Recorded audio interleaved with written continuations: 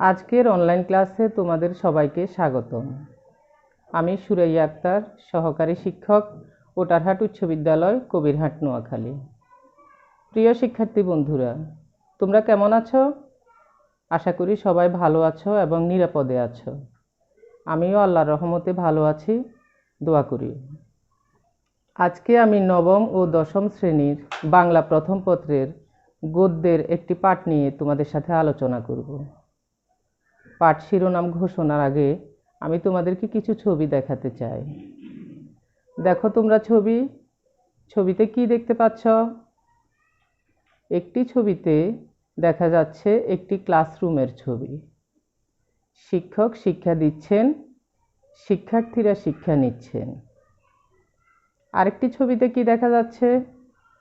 আরেকটি ছবিতে দেখা যাচ্ছে একটি মা পাখি বাচ্চা পাখির মুখে খাবার তুলে দিচ্ছে।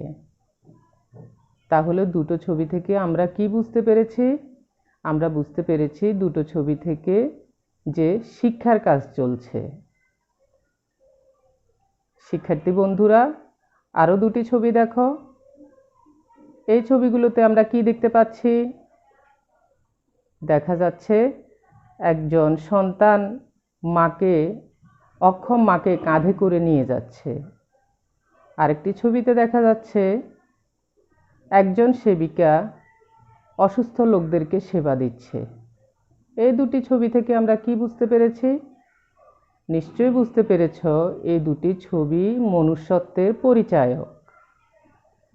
সুতরাং আজকে আমাদের পাঠের নাম কি হতে পারে, আমরা কোন পাঠটি নিয়ে আলোচনা করব, নিশ্চয়ই তোমরা বুঝতে পেরেছ।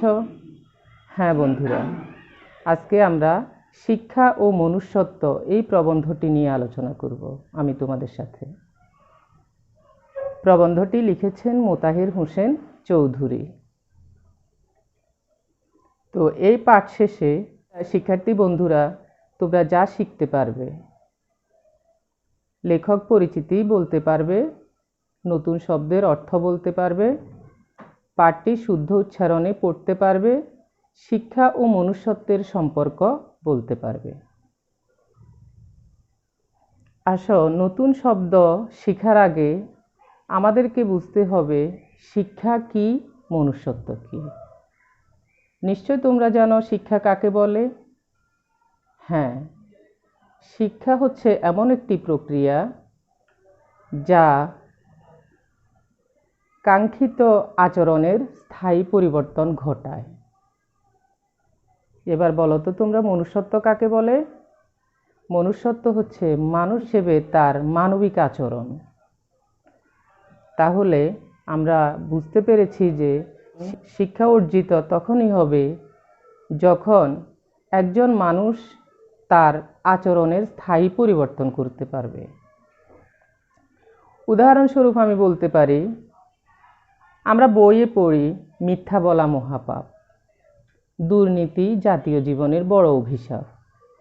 কিন্তু দেখা যাচ্ছে শিক্ষা গ্রহণের পরেও আমরা আবার মিথ্যা বলেই যাচ্ছি, দুর্নীতি করেই যাচ্ছি। তাহলে কি আমাদের শিক্ষা অর্জিত হলো? না, শিক্ষা অর্জিত হয়নি। এখন আমরা লেখক পরিচিতি সম্পর্কে জেনে নিব। শিক্ষা ও মনুষ্যত্ব প্রবন্ধটি লিখেছেন মোতাহের হোসেন চৌধুরী। তিনি 1903 সালে কুমিল্লা জেলায় জন্মগ্রহণ করেন, তবে তার পৈতৃক নিবাস ছিল নোয়াখালী। তিনি 1943 সালে ঢাকা বিশ্ববিদ্যালয় থেকে বাংলা বিভাগে MA ডিগ্রি লাভ করেন এবং তিনি পেশায় ছিলেন একজন বাংলার অধ্যাপক।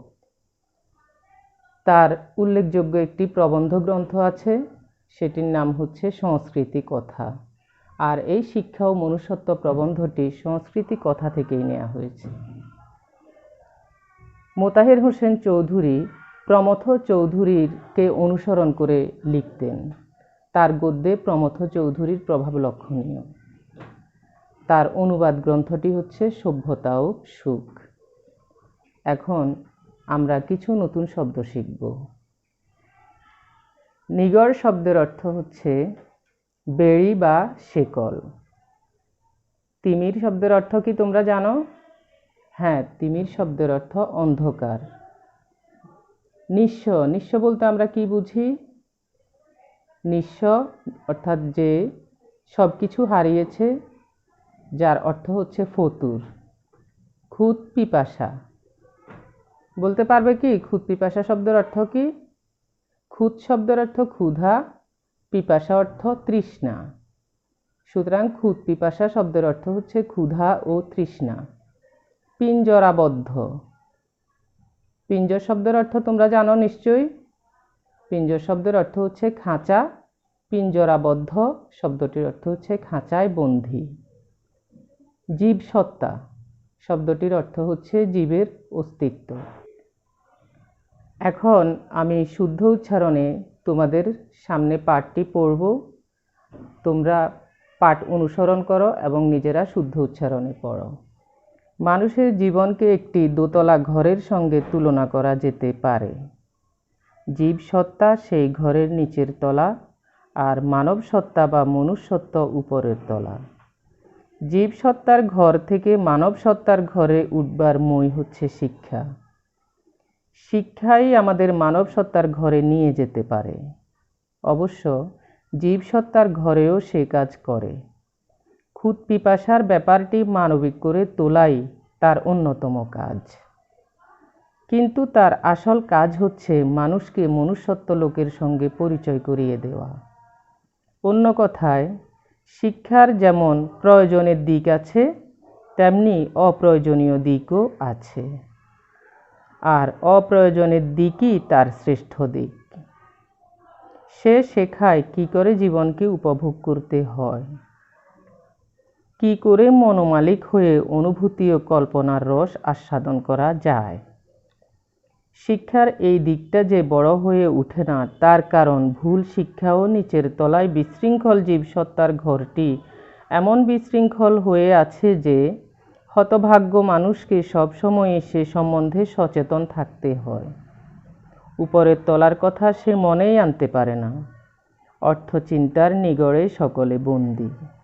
ধনী দরিদ্র সকলেরই অন্তরে সেই একই ধ্বনি উত্থিত হচ্ছে, চাই চাই আরও চাই। তাই অন্য চিন্তা তথা অর্থচিন্তা থেকে মানুষ মুক্তি না পেলে অর্থ সাধনাই জীবন সাধনা নয়। এ কথা মানুষকে ভালো করে বোঝাতে না পারলে মানব জীবনের শিক্ষা সোনা ফলাতে পারবে না। ফলে শিক্ষার সুফল হবে ব্যক্তিগত। এখানে সেখানে দু একটি মানুষ শিক্ষার আসল উদ্দেশ্যটি উপলব্ধি করতে পারবে, কিন্তু বেশিরভাগ লোকই যে তিমিরে সে তিমিরেই থেকে। শিক্ষার্থী বন্ধুরা, এখন আমি পাঠটি বিশ্লেষণ করব। প্রথম আমি যে লাইনটি ব্যাখ্যা করব সেটি হচ্ছে, মানব জীবনকে লেখক একটি দোতলা ঘরের সঙ্গে তুলনা করেছেন। ওই ঘরের নিচতলা হচ্ছে জীবসত্তা, উপরতলা হচ্ছে মানব সত্তা, আর জীবসত্তা থেকে মানব সত্তার ঘরে ওঠার মই হচ্ছে শিক্ষা। এই লাইনটি দ্বারা কি বুঝতে পেরেছি আমরা? এই লাইনটি দ্বারা আমরা বুঝতে পেরেছি যে জীবসত্তা শব্দটির অর্থ হচ্ছে জীবের অস্তিত্ব। অর্থাৎ অন্যান্য জীবের মতো আমরা মানুষ, আমরাও জীব।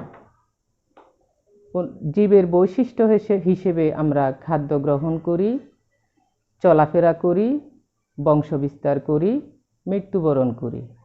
সেই ক্ষেত্রে অন্য জীবের মতো আমরা মানুষও জীব।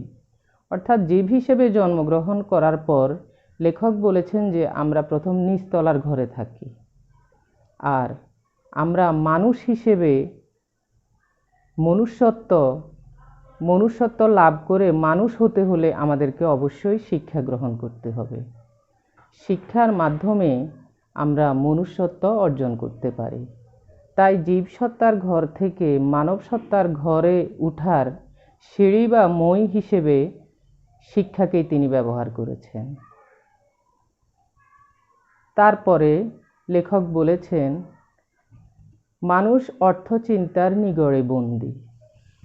শিক্ষার্থী বন্ধুরা, তোমরা তো জানো নিগড় শব্দের অর্থ কি?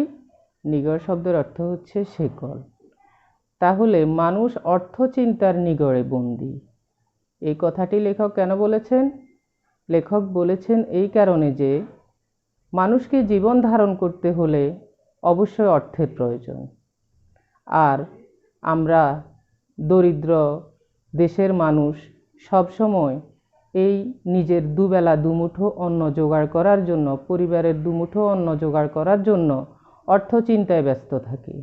যার কারণে আমরা মনে হয় যেন অর্থ চিন্তার নিগড়ে এমনভাবে বন্দী হয়ে যাই যেন আমরা মানব সত্তার ঘরে ওঠার সময়ই পাই না।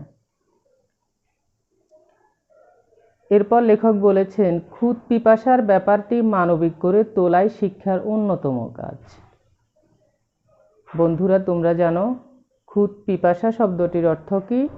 ক্ষুধ পিপাসা শব্দের অর্থ হচ্ছে ক্ষুধা ও তৃষ্ণা। আমরা আমাদের ক্ষুধা মেটানোর জন্য, তৃষ্ণা মেটানোর জন্যই সবসময় আমরা ব্যস্ত থাকি। তবে লেখক বলেছে, ক্ষুধ পিপাসার ব্যাপারটি মানবিক করে তোলাই শিক্ষার অন্যতম কাজ। অর্থাৎ আমরা অর্থ উপার্জনের জন্য আমরা এতটা নিচে নামতে পারবো না। আমরা চিন্তা করতে হবে যে আমরা মানুষ, আর আমরা মানুষ তখনই হব যখন আমাদের মাঝে মনুষ্যত্ব থাকবে। মানুষের আচরণগুলোকে বলা হয় মানবিক আচরণ, অন্যদিকে পশুর আচরণকে বলে পাশবিক আচরণ। তো আমরা ক্ষুধ পিপাসা মেটানোর জন্য, অর্থ উপার্জনের জন্য পাশবিক কোনো আচরণ যেন না করি। লেখক এখানে এই কথাটাই বলেছেন। অন্যদিকে লেখক বলেছেন, অর্থ সাধনা জীবন সাধনা নয়। ঠিক একই কথা বারবারই আসছে, অর্থ সাধনা জীবন সাধনা হতে পারে না। আমরা জীবের অস্তিত্ব বজায় রাখার জন্য আমাদের অন্নের দরকার, বস্ত্রের দরকার, বাসস্থান, শিক্ষা, সব কিছুর দরকার। তাই বলে অর্থ উপার্জনটা আমার জীবন সাধনা হতে পারে না।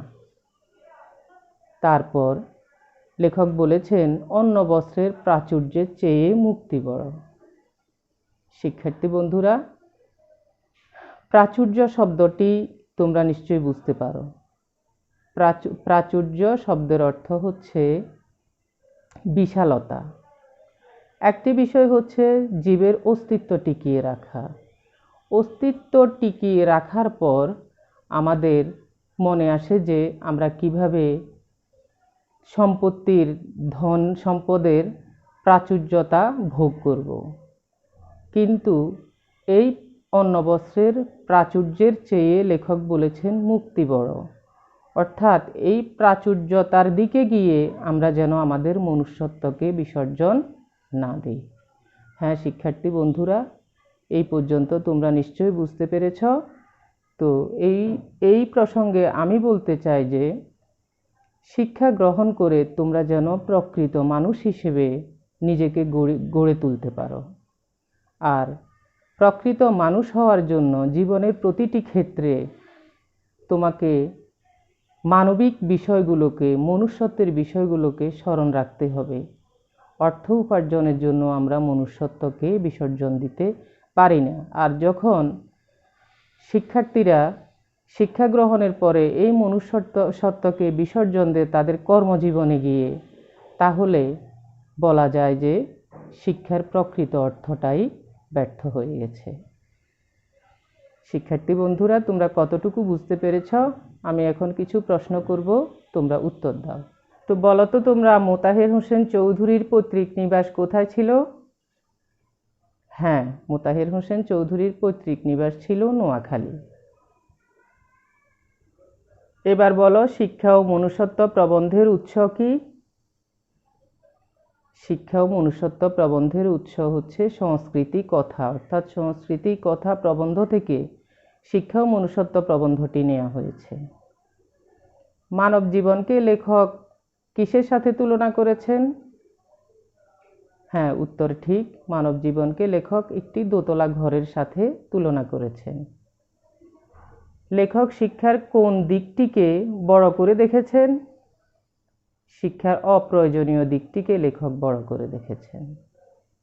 এবার বলো, নিগড় শব্দের অর্থ কি?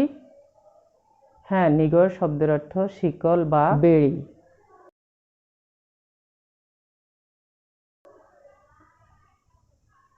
তো বন্ধুরা, এবার তোমরা তোমাদের বাড়ির কাজ খাতায় লিখে নাও।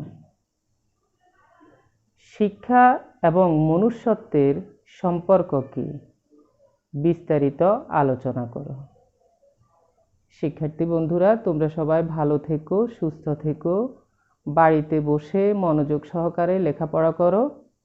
আজকের ক্লাস আমি এখানেই শেষ করছি। আল্লাহ হাফেজ।